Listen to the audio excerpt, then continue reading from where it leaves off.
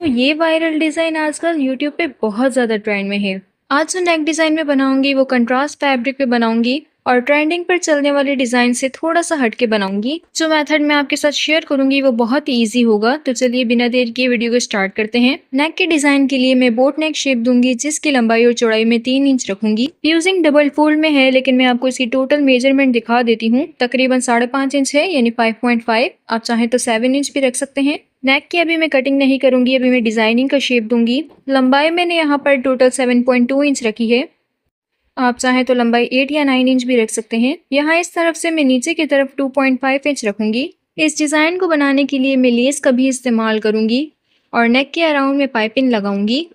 अब इन दोनों पॉइंट्स को मैं आपस में मिलाकर लाइन ड्रॉ करूंगी तिरछे में। तो डिज़ाइनिंग के लिए मैंने बुकरम पर अलग से राउंड शेप कटिंग की है। मैं आपको इसकी लंबाई और चौड़ाई बता देती हूँ। डबल फोल्ड में इसकी चौड़ाई तकरीबन 0.9 इंच है, यानी 1 इंच में एक कम, और लंबाई इसकी यहाँ पर मैंने 0.6 इंच रखी है। और इस तरह से मैंने इसको कट कर लिया है। किनारे पर रखते हुए लाइन के साथ मिलाते हुए मैं इसे ड्रॉ करूँगी और बिल्कुल इस तरह से मैं ऊपर तक इसको ड्रॉ करूँगी। ये देखिए, मैंने बिल्कुल लाइन के साथ मिलाकर इसे ड्रॉ किया है। तो ये वाला नेक डिज़ाइन मेरे बाकी सभी नेक डिज़ाइन से काफ़ी अलग है। अगर आप मेरे चैनल को विजिट करेंगे तो आपको लॉन्ग वीडियोस में हर तरह के नेक डिज़ाइन देखने को मिलेंगी। अब इसी के नीचे मैं 0.6 का गैप छोड़ूंगी और नीचे की तरफ लाइन ड्रॉ करूंगी।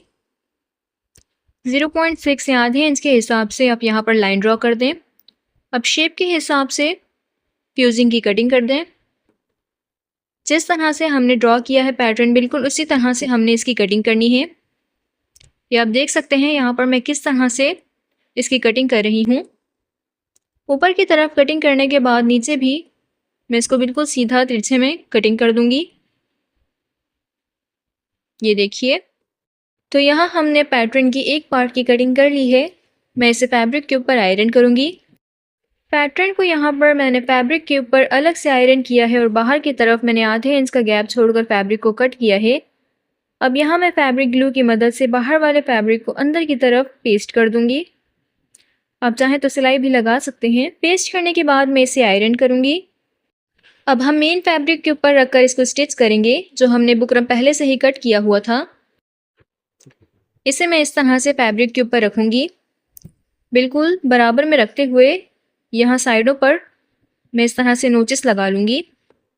नोचेस लगाने के बाद मैं पैटर्न को फैब्रिक के ऊपर नोचेस के साइड पे रखते हुए यह हमने जो नोचेस लगाए हैं यहाँ पर मैं इसे रखूँगी और बिल्कुल बीच में रखते हुए सबसे पहले तो मैं बीच में इसको स्टिच करूँगी।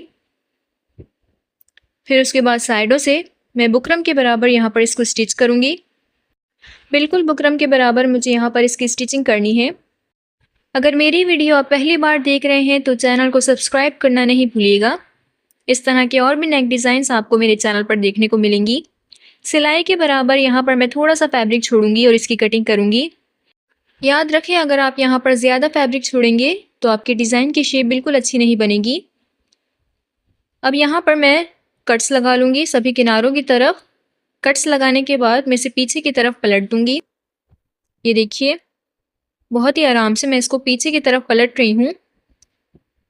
आयरन करने के बाद हमारी डिज़ाइन की शेप इस तरह से बनी है। यहाँ मैंने कंट्रास्ट फैब्रिक को पहले से ही कट करके रखा हुआ था और ज़ीरो बुकरम मैंने इसके साथ पेस्ट किया हुआ है। लंबाई इसकी मैंने यहाँ पर 8.5 इंच रखी है और चौड़ाई मैं आपको बता देती हूँ तकरीबन 13 इंच है। अब इस तरफ से यहाँ पर मैं 1.7 का गैप छोड़ूंगी। फोल्ड करने के बाद मैं यहाँ पर किनारी पर पिनटेक्स लगाऊंगी। बहुत ही बारीक तरीके के साथ मैं यहाँ पर पिनटेक्स लगाऊंगी। अब इसके बाद थोड़ा सा गैप छोड़कर तकरीबन आधे इंच का यहाँ पर मैं गैप छोड़ूंगी और एक और पिनटेक्स लगाऊंगी। बिल्कुल किनारे पर आपने यहाँ पर पिनटेक्स लगानी है। यहाँ मैंने 2 पिनटेक्स लगा लिए हैं। अब आधे इंच के हिसाब से यहाँ पर मैं गैप छोड़ूंगी और फोल्ड करते हुए एक बहुत ही प्यारी सी लेस को यहाँ पर मैं लगा लूँगी। आप चाहें तो बारीक वाली लेस का भी इस्तेमाल कर सकते हैं। लेस को स्टिच करने के बाद मैं दोबारा से यहाँ पर 2 और पिनटेक्स लगाऊंगी। डिज़ाइनिंग के लिए यहाँ पर मैंने वाइट लेस का इस्तेमाल किया है। आप चाहें तो कंट्रास्ट में सेम कलर की फैब्रिक लेस का भी यहाँ पर इस्तेमाल कर सकते हैं। पिनटेक्स की 2 लाइनें लगाने के बाद मैं फिर से लेस का इस्तेमाल करूँगी और यहाँ पर इसको मैं स्टिच करूँगी। ये देखिए, आप चाहें तो लेस ना भी लगाएं, सिर्फ पिनटेक्स लगाकर भी आप इसको डिज़ाइनिंग दे सकते हैं। जिस तरह से यहाँ पर मैंने इसका एक हिस्सा बनाया है, बिल्कुल सेम मुझे दूसरा हिस्सा भी बनाकर रेडी करना है। एक्स्ट्रा फैब्रिक यहाँ से मैं कट कर दूँगी। इसका दूसरा पैटर्न मैंने पहले से ही बनाकर रेडी किया हुआ है। दोनों पार्ट को मैं इस तरह से रखूँगी कि लेस के डिज़ाइन एक दूसरे से ऑपोजिट हों। अब मैं यहाँ पर नेक को ड्रॉ करूँगी, तो 3x3 के हिसाब से यहाँ पर मैं बोट नेक को ड्रॉ करूँगी। आप चाहें तो 4 इंच भी रख सकते हैं। दोनों पॉइंट्स को मिलाकर मैं यहाँ पर नेक की शेप दूँगी। फिर इसके बाद मैं इसकी कटिंग करूँगी और ये देखिए, नेक की बहुत ही परफेक्ट शेप में कटिंग हो चुकी है। अब कंट्रास्ट में मैं यहाँ पर पट्टी लूँगी जिसकी चौड़ाई तकरीबन 2 इंच है। डबल फोल्ड करने के बाद मैं इसे ऊपर की तरफ रखूँगी और एक बूट के हिसाब से यहाँ पर मैं इसको स्टिच करूँगी। यहाँ तक आपने वीडियो देखी है तो यकीनन आपको वीडियो पसंद आई होगी, तो जल्दी से वीडियो को लाइक कर दें। अब मैं यहाँ पर पाइपिंग का शेप देते हुए बिल्कुल बारीकी के साथ यहाँ पर स्टिच करूँगी। याद रखें, आपने यहाँ पर पाइपिंग के ऊपर स्टिच नहीं करना, बल्कि उसके बराबर ही यहाँ पर आपको स्टिचिंग करनी है। नीचे की तरफ पट्टी मैंने 1 इंच की पहले से ही बनाकर रेडी की हुई थी। अब दोनों ही पार्ट्स को मैं उसके ऊपर रखूँगी और किनारे पर इसको स्टिच करूँगी। तो इस डिज़ाइन को बनाने का मैंने सबसे ईजी मेथड आपके साथ शेयर किया है। अगर वीडियो में आपको कोई भी पार्ट समझ में ना आए तो आप मुझसे कमेंट सेक्शन के अंदर भी पूछ सकते हैं। मेरी कोशिश होती है कि मैं आपको बहुत ही डिटेल में और इजी मेथड के साथ डिज़ाइन शेयर कर सकूं, ताकि बिगनर्स भी इन डिज़ाइंस को आराम से बना सकें।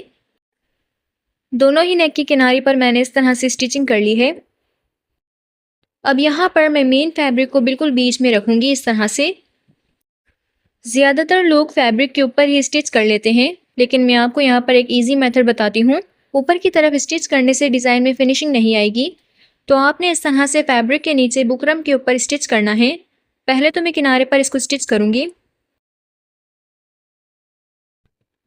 फिर इसके बाद मैं एक बार और इसको ऊपर की तरफ से स्टिच कर दूँगी।